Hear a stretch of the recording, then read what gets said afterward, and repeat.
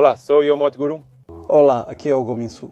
Chefe, finalmente trouxe um carro que combina perfeitamente com o senhor. Chefe, o carro que dirijo agora Kia Tatsuma? é um Kia Tazuma. Fizemos uma live rápida e agora seguimos para o destino final. Então, Tazuma, hoje fale um pouco mais claramente sobre o Tazuma pra gente. Este carro agora é o X Pro, feito para off-road, então não podemos só dirigir aqui. Off-road. Queria testar o off-road, mas hoje vamos analisar só o on-road. Essa aí é a versão com X Pro X-Track, que revela seu valor no off-road. Certo. Da última vez, andando no off-road e on-road, notei diferenças, porque ajustaram as configurações de modos distintos. Hoje vamos dirigir usando o X-Track e o X Pro. Certo, vamos começar. Primeiro, o modo de condução está em 4x4 automático, mas esse painel de instrumentos é uma verdadeira obra de arte. Nunca elogiamos um painel de instrumentos assim antes. Aqui mostra o ângulo de rolagem e inclinação. Pode filmar aqui, por favor? Até o ângulo de esterçamento do volante aparece. Quando você vira o volante, ele acompanha. Aqui tem rolagem e inclinação, e o painel mostra o quanto o carro está inclinado.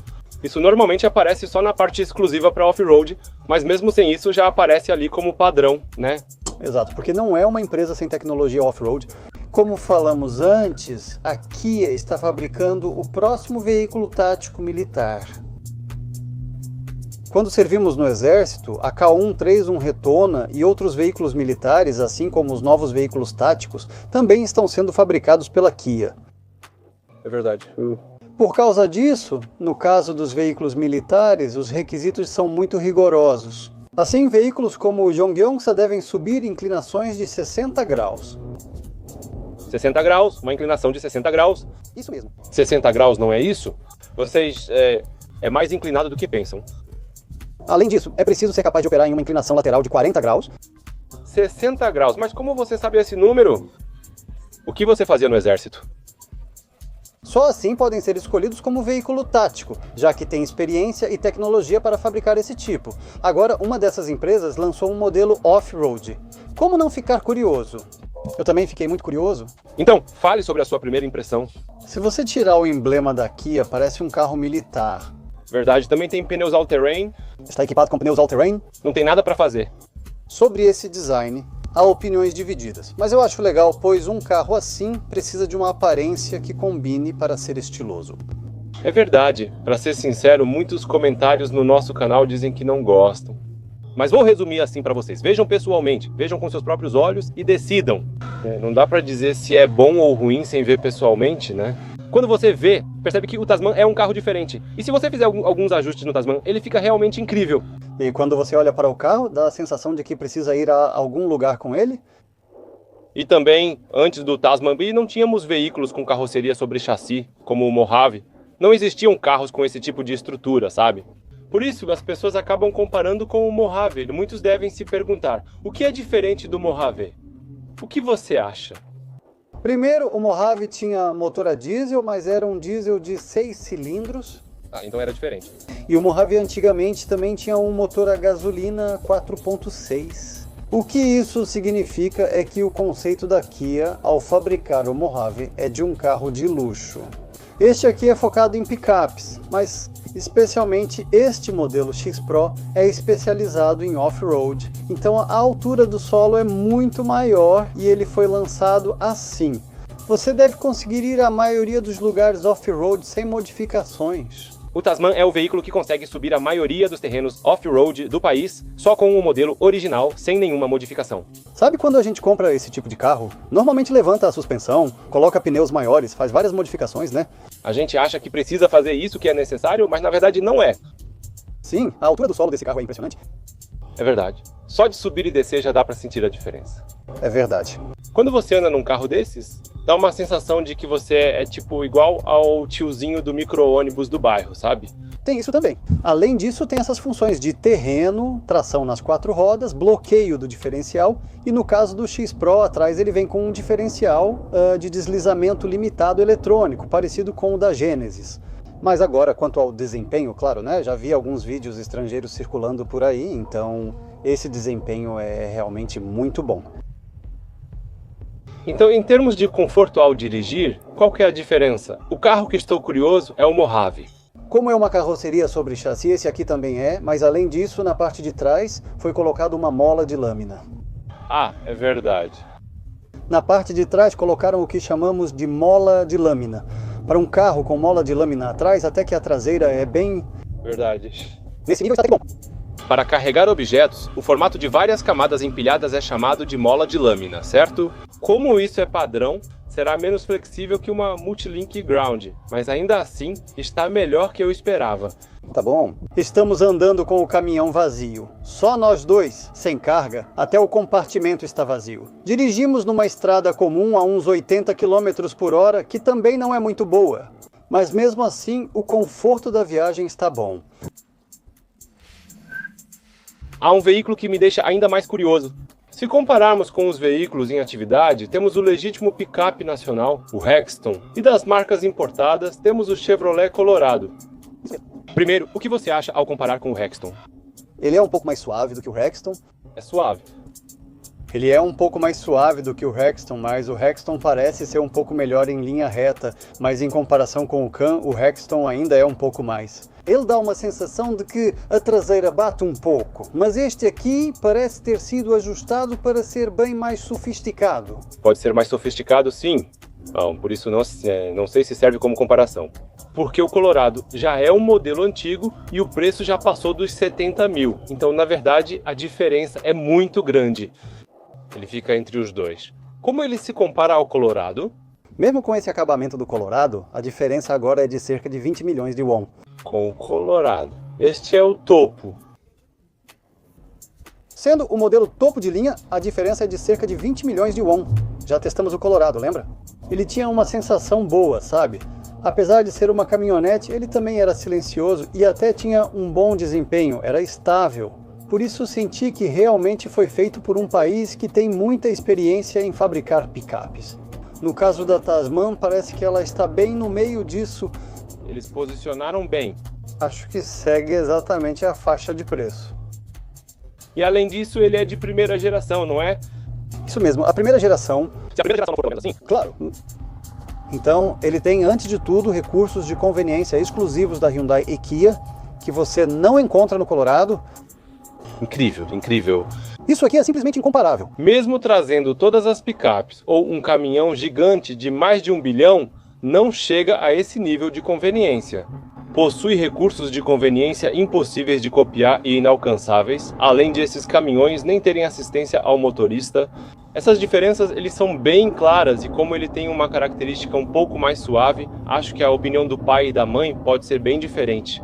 Do ponto de vista da família, certo? Se olharmos como família, na verdade esse carro pode ser o mais confortável. Além disso, o recurso de reclinação da segunda fileira também está disponível, mesmo sem estar em movimento, então isso também é oferecido. Se for uma picape, mas é a versão X Pro com pneus H instalados, como é o desempenho de condução deste carro? O desempenho básico de condução dele permite um certo nível de rolagem da carroceria. Posso dizer que ele permite rolagem da carroceria, rolagem mesmo? Isso mesmo, ele rola de um lado para o outro, permite sim. Por ser um modelo focado em off-road, destaca-se nesse uso. Isso mesmo, isso mesmo. Se você prender muito as suspensões esquerda e direita, inevitavelmente a aderência vai diminuir. E também o comportamento fica muito desconfortável. Por isso, se você olhar para os carros off-road que correm no deserto, por exemplo, as rodas se movem bastante assim, quase como se estivessem sacudindo. Isso acontece porque o Multilink precisa estar bem solto. Mesmo na mesma linha de carros, o modelo especializado em off-road é um pouco diferente do modelo comum. É mais macio. Então, se dividirmos entre a dianteira e a traseira, qual seria a diferença entre a parte dianteira e a parte traseira? Na traseira certamente há uma mola de lâmina. Porque é alto no chassi de estrutura. E o eixo também é um eixo integrado. É bem resistente. Na frente há uma barra wheelie control e a suspensão é bem longa. Por causa disso dá uma sensação meio balançante. É mais macio, parte jovem. Isso mesmo. Então, todas aquelas pessoas que dizem: ah, assim que eu comprar, vou andar só de Tasman e correr off-road todo dia, essas pessoas são realmente pessoas com muito dinheiro.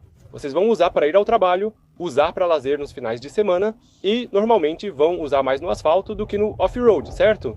Para essas pessoas, talvez seja melhor algo um pouco mais firme, não é?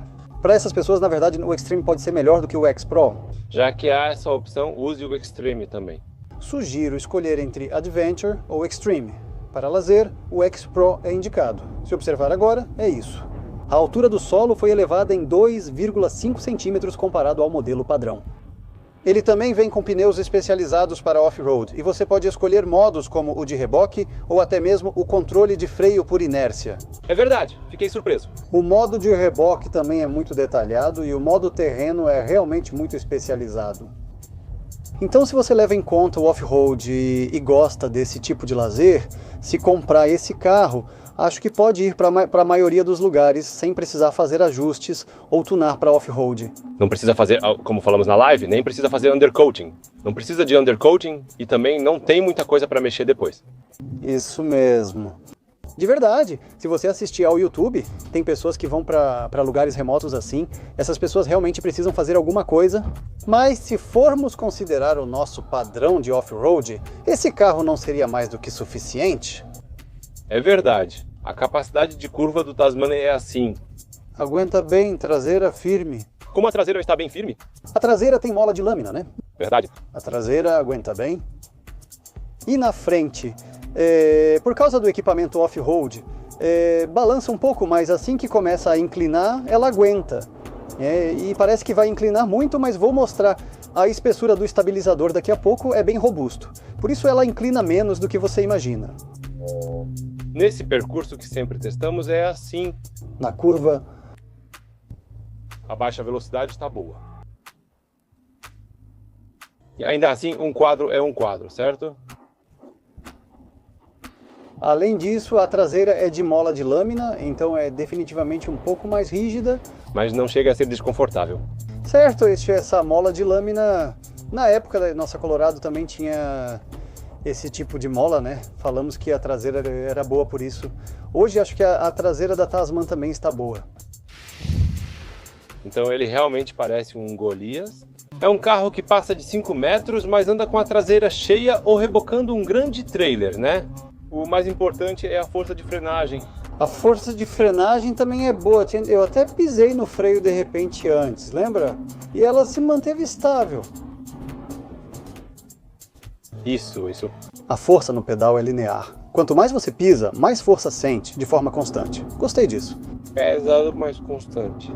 No início, a força se acumula rápido, e ao pisar mais forte, o pedal cede. Já aqui, ele responde sensivelmente à pressão. Eu também, no último test drive off-road, não falei sobre a força de frenagem no vídeo, mas admito que me surpreendi. Dos carros da Hyundai e Kia, essa foi a sensação que mais gostei. É muito boa. Então acho que a força de frenagem deve ser bem boa. Claro, não é como se eu estivesse rebocando algo atrás ou algo assim agora. Não posso falar sobre situações tão extremas, mas para uso normal ou carregar alguma carga, acho que isso aqui é suficiente. E também, esse visual não parece robusto? Achei que seria barulhento. Agora estamos na estrada. O que acha? Está silencioso, mais do que eu esperava. É silencioso, né? É mais silencioso do que eu imaginava e segue com pneus all-terrain. Os pneus all-terrain? Mesmo estando com pneus off-road, está muito silencioso. O som é basicamente só o ruído do motor. O motor deste carro é muito barulhento. Na verdade, ultimamente, ao dirigir carros mais novos, uma das funções que mais me deixam com inveja é o cancelamento de ruído. Eu acho isso muito legal. Como os carros elétricos são mais silenciosos, eu pensei que este aqui seria um pouco barulhento quando entrei. Mas nosso carro anterior, o Palisade, também era dos mais novos. É verdade. A gente já andou nele uma vez, lembra? Mas é tão silencioso quanto aquilo. Pensei, que fenômeno é esse? Foi essa a sensação. Tem um pouco de barulho porque agora aumentamos a velocidade. Antes andávamos a 70, 80, até 90. Quando aumenta, entra um pouco de ruído. Mas ainda assim está tranquilo. Acho que minhas expectativas estavam muito baixas. Não, é tipo uma picape, mas é uma picape nacional, né? Então é mais silenciosa do que eu esperava. Eu nunca cheguei a correr a 150 com ela, mas esse carro não é feito para correr assim, né? Não é um carro para correr desse jeito. Em condições normais é confortável. É confortável, mas como ele está ajustado especificamente para off-road, você precisa girar bastante o volante. Acho que como tem um pouco desse rolamento... Isso mesmo, né? Como o rolamento continua de forma constante, você precisa continuar girando o volante. Essas coisas variam de acordo com a versão. Certo, o modelo comum provavelmente é melhor do que este. Já o X-Pro é feito para esse tipo de off-road. Hoje, chefe, quem compra pela primeira vez deve saber que há diferenças claras entre esses dois veículos e não achar que homem de verdade é off-road. Há diferenças? Então faça um test drive. Precisa testar antes de escolher, certo? E quando você coloca esse pneu all-terrain, o consumo de combustível aumenta muito, porque o pneu em si é grande, duro e pesado. Tem gente que escolhe esse pneu só porque acha bonito. Mas o custo do combustível é uma realidade. É verdade, tem muita gente assim, muita mesmo. Depois que compram, percebem que também vão ter que trocar o pneu. E pneu não é barato, né? É verdade. Por isso, não comprem assim. É melhor escolher conforme a necessidade de vocês. Além disso, a caminhonete pode ser equipada atrás e ainda cabe muita coisa, certo? Se você não vai fazer isso, se você realmente não vai usar dessa forma, então não precisa comprar, certo? Se for usar só o básico mesmo... Um carro usado apenas para o básico é um veículo de trabalho para autônomos, certo? Os autônomos usam esse carro para fins profissionais. Para trabalho mesmo, no momento em que você adiciona lazer ou off-road, você precisa investir um pouco mais. Com o lançamento do Tasman, empresas de lazer, como as que fazem campers, barracas de teto ou caixas de camping, estão se dedicando muito ao desenvolvimento de acessórios exclusivos para esse carro. Quando a maré está subindo, é hora de remar. É isso que estão fazendo agora. Porque isso saiu da Kia, né? Era um segmento que só a SsangYong fazia, mas agora a Kia também fez. Aí. O próprio mercado, de qualquer forma... É diferente, com certeza. Se eu fosse comprar uma picape, acho que compraria essa. Sério mesmo? Se eu comprar essa, posso ajustar algumas coisas que me incomodam. É que a diferença de preço é muito grande. A diferença de preço é muito grande, né? É verdade, agora isso mudou também. Antes, a diferença de preço não era tão grande, né? Mesmo na geração anterior da Colorado. Isso mesmo, naquela época era na faixa dos 40 milhões de won. Por isso era muito atraente, mas agora, olhando pelo valor do modelo Full Option, está quase no final dos 60 mil, chegando a 70 mil, então a diferença entre eles já passa de 20 mil. A diferença é de 20 mil. É verdade, não tem muito como o que mexer, só com a parte de baixo. Se fosse comprar agora, escolheria esse em vez do Colorado. Acho que eu compraria esse aqui. Até então, eu preferia o Colorado, pois a diferença era enorme. Mesmo considerando o preço, ele é atraente. É verdade. Se ele sair e fizer um pequeno ajuste com menos de 100 ou 200 mil. Por menos de 200 mil. Acho que só com 100 mil won já dá pra fazer. Então o que você vai tunar? Se fosse eu, faria isso aqui. É uma configuração muito boa para off-road, mas também leva em conta um certo equilíbrio para o on-road. Na frente, reduza um pouco o rolamento. Só segurar um pouco o rolamento mesmo. Se, ao dirigir, você sentir que o conforto na parte traseira está muito ruim por causa da mola traseira, hoje em dia existem produtos para reforçar essa parte também. Então você pode reforçar um pouco, se fizer isso. Quando vocês começarem a sentir insatisfação ao dirigir, não mexam no carro assim que ele sair novo, esperem uns 2 ou 3 anos antes de fazer qualquer alteração. Esses pontos são bons para quem dirige só off-road. Mas se você ajustá-los, sua satisfação ao dirigir vai aumentar muito. Além disso, as peças dos carros nacionais são baratas e, mesmo com custos de manutenção, como a troca do motor turbo 2.5 a gasolina, o valor é bem menor. Isso mesmo, é muito superior. Isso também é baixo. E depois tem as opções de conveniência exclusivas dos carros nacionais. Mesmo considerando essas coisas, na verdade o Taz tem um certo charme próprio. Eu quero elogiar isso.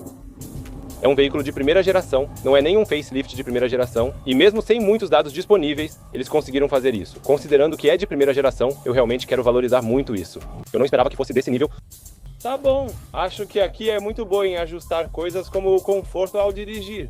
É verdade. Principalmente essa picape, a Mojave, que continuou por um tempo, mas é uma pena que tenha sido descontinuada sem um modelo sucessor. Porque no caso desses carros com chassi em longarina, há pessoas específicas que realmente procuram por eles. Mesmo assim, a Mojave ainda mantinha essa tradição, então fiquei muito desapontado quando ela saiu de linha. Ela saiu de linha? Acabou mesmo?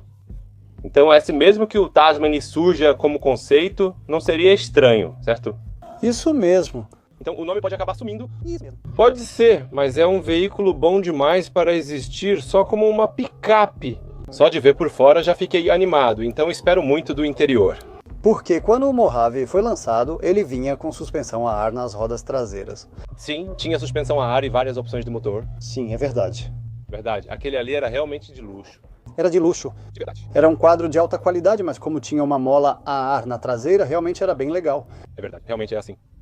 Vamos esperar que o Mojave renasça em uma nova versão. Então, chefe, pode voltar agora. Como é diferente a suspensão do Tasman? E também não tem muita coisa que estamos vendo pela primeira vez? Verifique essa parte com atenção. Entendido. Muito obrigado pelas palavras de hoje. Sim. Obrigado.